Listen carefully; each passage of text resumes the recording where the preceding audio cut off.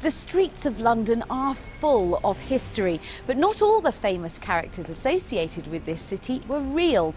More than 100 years ago, when people travelled by horse and cart and the foggy streets were lit by gaslight, one famous detective was leading the fight against crime.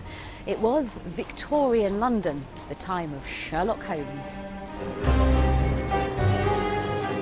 The fictional character of Sherlock Holmes has been popular ever since he was created by author Sir Arthur Conan Doyle in the late 1800s. Since then, Holmes has appeared in many films. Mr. Holmes? Hello. From black and white classics to Hollywood blockbusters and TV dramas. Even though Sherlock Holmes wasn't a real person, you can find evidence of him all over London. There is a statue of Sherlock Holmes near Baker Street. Just around the corner, you can find his famous address, 221B. Ah, look! More evidence of Sherlock Holmes, a pub named after him. Let's pop in. There are lots of Sherlock-related things inside the pub. The pub even has its own room, which is supposed to look like Sherlock Holmes' study, with his famous pipe and laboratory instruments for his forensic or scientific approach to solving crimes. You can just imagine Sherlock Holmes and his assistant, Dr. Watson, discussing how to solve crimes here. Well, whoever's behind all this thing must be out of his mind. On the contrary, my dear fellow, if my assumptions are correct, this little scheme has behind it the most brilliant and ruthless intellect the world has ever known. Roger Johnson is from the Sherlock Holmes Society of London. What makes Sherlock Holmes so interesting? He's a hero, but he's a flawed hero in a way.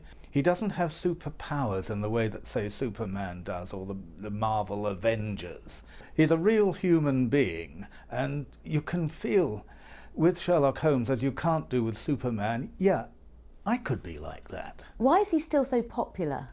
The main reason is that the original stories are so good. They're very well written, and they're tremendous fun to read. The Metropolitan Police Heritage Museum shows the history of policing in London.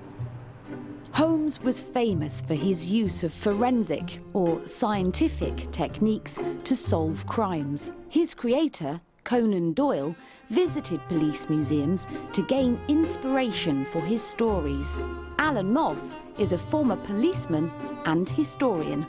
Do you think it was useful for Conan Doyle to visit places like this? He was really interested in real-life crimes, but actually making those crimes into a really good story.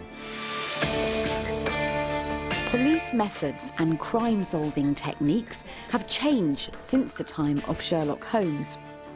New technology means the scientific or forensic method is even more important. So there's evidence of Sherlock Holmes all across London. It looks like he's going to continue being a popular fictional character for many more years to come. I wonder what Sherlock would make of today's forensic work and policing techniques.